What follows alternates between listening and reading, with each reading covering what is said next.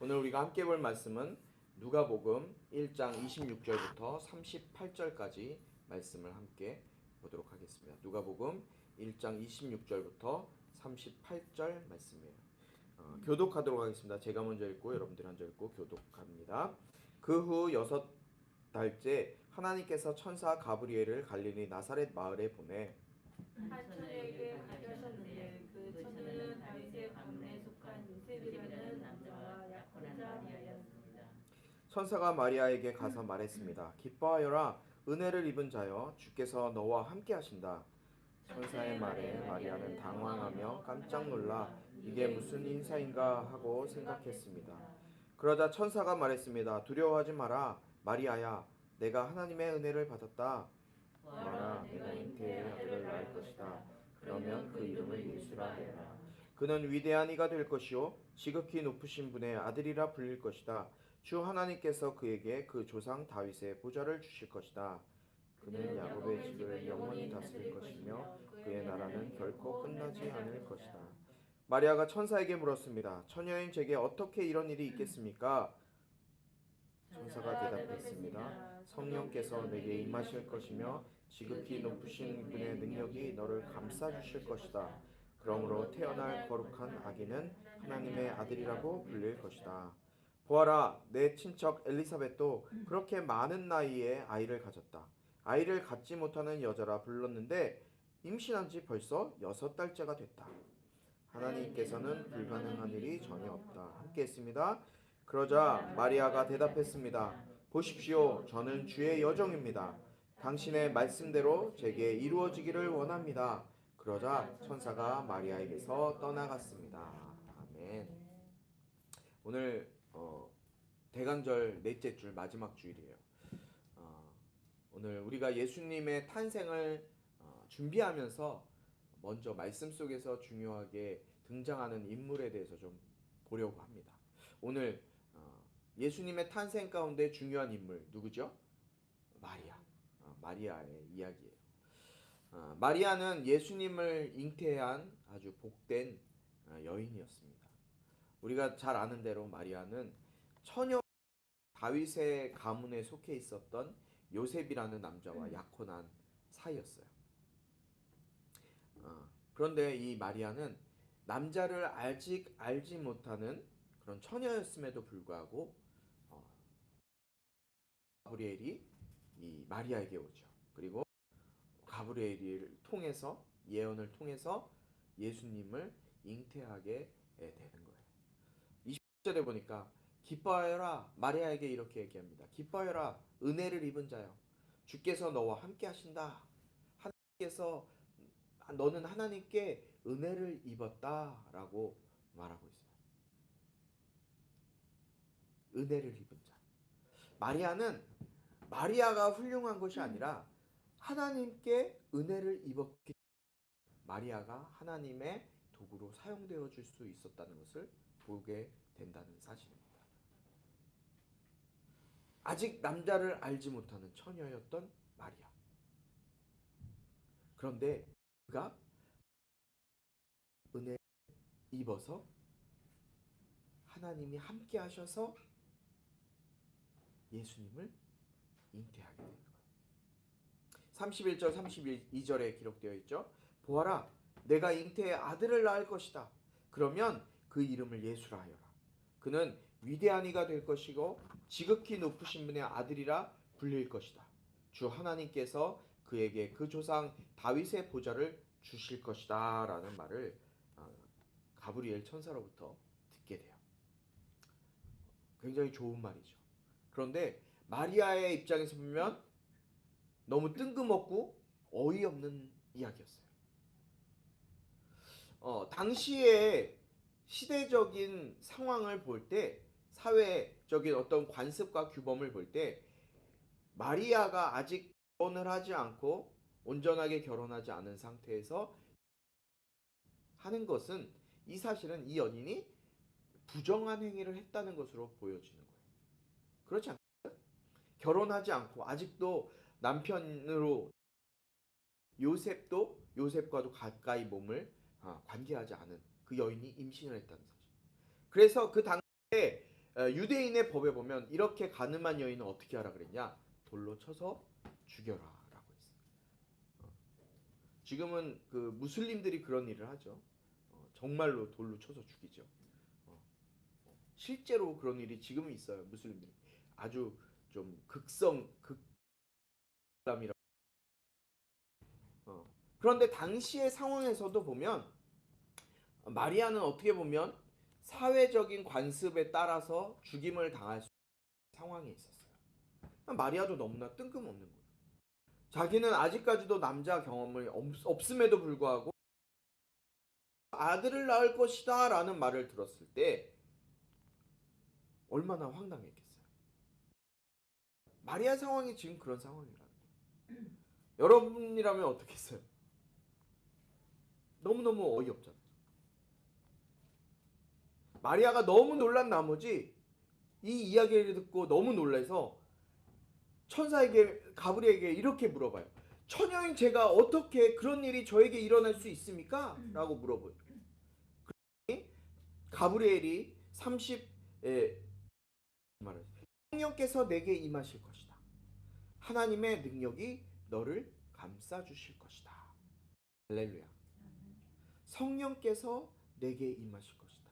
하나님의 능력이 너를 감싸 주실 것이다.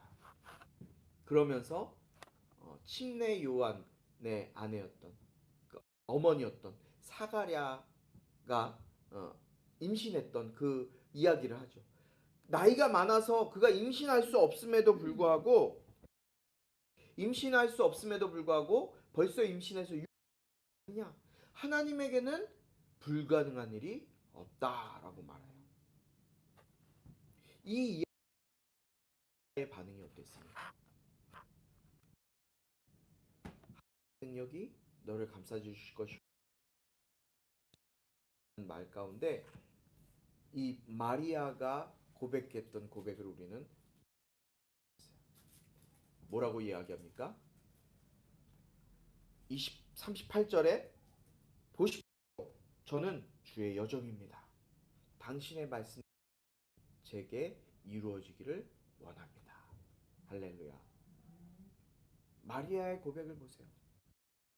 저는 주의 여종입니다. 당신의 이루어지기를 원합니다.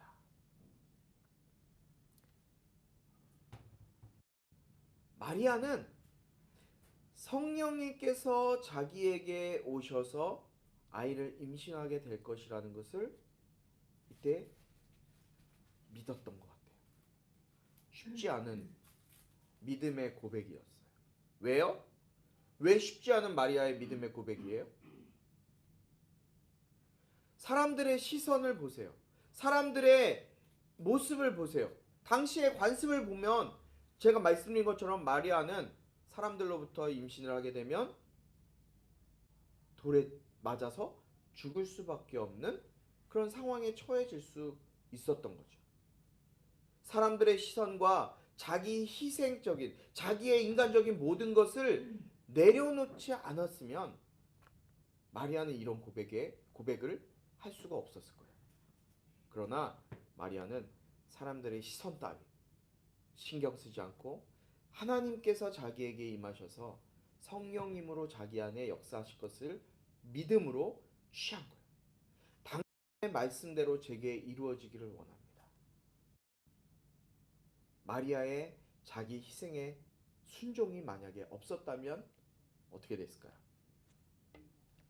만약에 없었다면 주여 저는 감당할 수 없습니다. 저는 할 수 없습니다. 라고 했으면 마리아를 통해서 예수님께서 오시지 않았겠죠. 여러분 우리의 당신의 말씀대로 제게 이루어지기를 원합니다. 라는 신앙 고백이 있기를 축원합니다. 내 능력으로 내 힘으로가 아니라 주님의 말씀대로 내 삶 가운데 주님의 말씀이 그대로 이루어지는 그 축복을 경험할 수 있길 바라요. 이것이 얼마나 큰 축복이에요. 우리가 매번 말씀을 듣잖아요. 하나님의 말씀을 들어요. 인터넷 보면 얼마나 좋은 큰 교회 목사님들의 좋은 설교가 흘러나옵니까? 그런데 우리에게 쏟아지는 말씀들을 우리가 어떻게 믿음으로 취하는가에 모든 것이 달려있다고 생각해요. 비록 우리가 인원이 적고 정말 많은 인원이 없지만 그럼에도 불구하고 하나님께서 우리 꿈꾸는 교회를 통하여서 말씀하시는 이 말씀이 이 말씀대로 내게 이루어지기를 원합니다 라는 신앙의 고백이 있을 때 이 말씀이 실제가 되고 이 말씀이 우리의 삶 속에 그대로 이루어지게 되는 거예요. 그냥 좋은 말씀 들었네, 좋은 말이네 라고 끝난다면 거죠. 그냥 로고스의 말씀을 듣는 거예요. 기록되어 이 글씨, 성경에 기록되어 있는 글씨만 읽어서 되겠습니까? 아무데나 읽어도 돼요. 하지만 이 로고스의 말씀이 레마의 말씀으로 성령님께서 나의 가운데 내 심령 가운데 말씀하시는 살아있는 말씀이 되어 이 말씀이 내 삶 가운데 이루어지게 될 것을 믿습니다 라고 고백하며 믿음으로 나아간다면 이 말씀이 실제가 되어서 우리 삶 속에 이루어진다는 거예요. 그것이 바로 오늘 마리아가 고백한 주님, 나는 주님의 종입니다. 주님의 말씀대로 이 말씀이 이루어지기를 원합니다. 그 고백이 있는 거예요. 그 고백이 되는 거예요. 예수 그리스도의 오심은 나의 뜻과 나의 계획을 이루기 위한 것이 아니라 하나님 아버지의 뜻을 이루시기 위해서 예수 그리스도께서 이 땅에 오시게 된 거예요. 예수 그리스도의 자녀된 우리의 사명 또한 주님의 뜻을 이루기 위함인 줄 믿습니다. 주님의 뜻이 나에게 이루어지는 거예요. 하나님의 뜻이 하늘에서 이루어진 것처럼 이 땅 가운데 이루어집니다라는 우리가 주기도문의 신앙 고백이 바로 이 고백이라는 거예요. 주님의 뜻을 이루는 것. 여러분, 사람들이 심각한 착각을 하는 경우가 많이 있죠. 교회를 다니는 것이, 신앙생활을 하는 것이, 종교생활하는 것이 하나님께 기도하는 것을 통해서 나의 뜻을, 나의 계획들을 성취하기 위한 목적으로 교회를 다니고 기도를 하는 경우가 많이 있어요. 새벽 기도도 마찬가지예요. 새벽 기도 빠지지 않고 열심히 합니다. 왜 합니까? 우리 아들 좋은 대학 가기 위해서, 좋은 직장 얻기 위해서. 여러분, 이것은 내 뜻을 이루기 위한 거예요. 나의 뜻을, 나의 계획에 대한 하나님의 응답을 구하기 위해 새벽을 깨우는 것이라면 아마 오히려 나을 수도 있어요. 먼저 하나님 앞에 구하고 기도하고 간구해야 될 것은 하나님의 뜻이 나를 통해 이루어지는 것, 그것을 보는 것, 그것이 나타나는 것. 그것이 바로 우리가 먼저 주님 앞에 구해야 되는 것임을 반드시 기억할 수 있기 바랍니다. 오늘 성탄절을 맞이하는 우리에게 있어야 할 믿음의 고백, 마리아의 고백과 같이 당신의 말씀대로 제게 이루어지기를 원합니다 라는 고백이 우리 입술에서 터져 나올 수 있길 주님의 이름으로 축복합니다. 또한 누가복음 46절, 우리가 읽은 그 뒷부분에 46절부터 56절까지에는 마리아의 찬송이 기록됩니다. 이 마리아 볼 수 있듯이 마리아는 오신 예수님이 이루실 일들을 있고 이것을 위해 그 메시아로 오실 예수님이 비천한 자기 자신 하실 것에 대해 감사하고 기뻐하고 있다는 사실을 기억하시기 바랍니다. 하나님은 사람을 통해 일하세요. 하나님이 지금 시대에 직접적으로 일하시는 것이 아니라 하나님은 사람을 통해, 성경의 모든 은 하나님께서 사람을 통해 일하시고 사람을 통해 역사하셨던 내용들이 기록되어져 있는 말씀이에요. 예수님의 탄생도 마찬가지예요. 하나님은 구원자이신 예수님을 이 땅에 보내 마리아의 몸을 택하셔서, 그냥 마리아의 몸을 선택하셔서 시고 마리아를 통해 예수님을 이 땅에 나게 하셨다. 이 자신이 대단한 것이 아니라 그저 하나님께 쓰임 받는 도구일 뿐이라는 마리아의 고백을 통해 48절을 통해서 알 수 있어요. 제가 읽어드리겠습니다. 그분이 자신의 여종 비천함을 돌아보셨기 때문입니다. 이제부터 모든 세대가 나를 보겠다 말할 것입니다. 여러분, 마리아가 대단해서 예수님을 잉태했나요? 마리아가 특별해서 예수님을 잉태한 것인가요? 아니요. 비천했지만 마리아는 그냥 자랑할 수 없을 만큼 하나님께서 마리아를 선택하셔서 사용하셨기 때문에 마리아를 통해서 예수님이 이 땅에 오신 거예요. 그러나 무엇 때문인지 중세 로마 카톨릭부터 이상한 마리아 숭배 사상이 시작되었어요. 지금까지도 이어지고 있어요. 지금도 카톨릭에서는 매월 1월 1일 날 매년 천주의 성모 마리아 대축일이라는 것을 하면서 지켜요. 천주의 하느님의 기록돼 있어요. 기록돼 있어요. 하느님의 어머니라며 마리아 숭배를 그치지 않아요. 하느님의 어머니. 여러분, 마리아가 하느님의 어머니예요? 그냥 인간의 한 사람이에요. 명백한 우상 숭배죠. 마리아도 고백해요. 나는 비천한 사람입니다. 그러나 하나님께서 사용하셨습니다라고 그저 하나님 마리아가 대단한 것이 아니라는 사실을 기억할 수 있기 바랍니다. 그를 사용하셔서 구원자이신 예수 그리스도를 이 땅에 보내신 하나님이 대단한 분임을 우리는 깨달을 수 있어야 돼요. 우리의 삶도 마찬가지예요. 나의 삶 속에서 칭찬받을 일이 있고 인정받을 만한 일이 있을 때, 그럴 때라도 우리는 더욱더 겸손해야 돼요.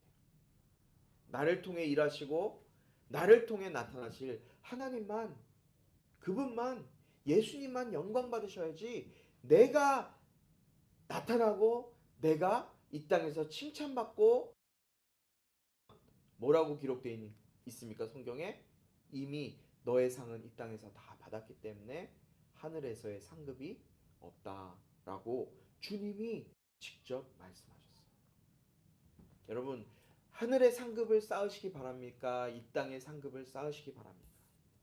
여러분, 저도 목회자로서 얼마나 칭찬받고 싶고 인정받고 싶은지 몰라요. 남자의 특히나 원하는 게 뭐예요? 남자들의 로망은 인정받고 싶은 게 인간의 마음이에요. 하지만 우리가 이 땅에서 모든 것을 인정받는다면 하늘의 상급이 없어요. 주님이 오른손이 하는 일을 왼손이 모르게 하고 왼손이 하는 일을 오른손이 모르게 하고. 왜 그랬을까요? 하늘의 상급을 우리에게 말씀해 주고 계실 것이라고 생각합니다. 오늘 우리는 예수님을 잉태하게 된 마리아를 통해서 그의 겸손함과 주님의 말씀이 내 안에서 이루어질 것이라는 그 수 있길 바랍니다. 예수님을 잉태한 마리아가 한 것이 아니라 마리아를 사용하시는 그분의 하심을, 나를 사용하셔서 하나님의 영광이 나타나도록 일하시는 그분이 높임을 받으셔야 된다는 사실을 기억하세요. 우리는 너무나 부족하고 연약한 존재들이에요. 그러나 우리를 붙들어 쓰시는, 나를 세워주시고 나를 쓰시는 그 위대한 이름, 바로 예수의 이름이 우리에게 있음을 반드시 기억하시기 바랍니다. 이번 한 주도 그 예수의 이름으로, 나는 비참하지만, 나는 약하지만 그 예수의 이름이 내 안에 있기 때문에 주님이 그 예수의 이름을 통해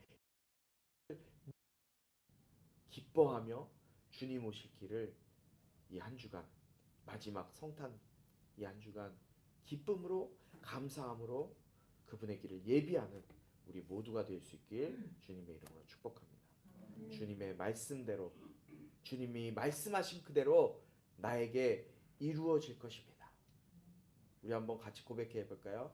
주님의 말씀대로 주님의 말씀대로 나에게 이루어지길 믿습니다.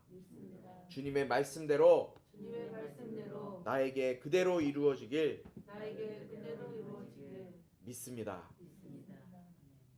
그 믿음으로 겸손함으로 주님의 일하심만 주님만 증거하는 우리의 모두가 될 수 있길 축원합니다. 함께 기도합니다. 하나님 감사합니다. 주님의 다시 오실 길을 예비하는 마지막 대간절입니다. 주님의 오심을 기뻐하는 것, 이미 오신 예수님을 감사할 수 있는 마음을 우리에게 허락하시고 특별히 마리아 예수님을 잉태했던 그 마리아의 신앙 고백이 우리의 고백이 되는 한 주가 되게 하여 주옵소서. 주님의 말씀이 내게 이루어지길 원합나이다. 주님, 하나님의 기록된 이 말씀, 레마의 말씀으로 내 안에 이루어지게 하여 주옵소서. 기록된 말씀을 믿고 의지하는 우리 모두가 될 수 있도록 성령님 붙들어 주시옵소서. 주님 앞에 빈손으로 나오지 아니하고 여러 가지 기도의 제목으로 감사함으로 11조로 주님 앞에 드린 예물들이 있습니다. 이 드린 손길들 주님께서 기억하시고 복에 복을 더하셔서 이들이 땅에서 부족하지 않고 넘치는 하나님의 은혜를 경험케 하시고 또한 이 예물이 쓰여지는 곳곳마다 하나님을 알지 못하는 사람들이 하나님을 알게 되는데 예수님을 알게 되는데 쓰임받는 귀한 예물이 될 수 있도록 주님 붙들어 주시옵소서. 예수 그리스도의 은혜와 하나님 아버지의 극진하신 사랑과 성령의 감화 감동 치유 회복 세워주심의 은혜가 이 시간 주님의 말씀이 내 안에 이루어질 것을 믿고 그렇게 다짐하며 나아가는 성도들 가운데 온라인으로 예배하는 성도들 가운데 지금부터 영원토록 함께하기를 축원하옵나이다. 아멘.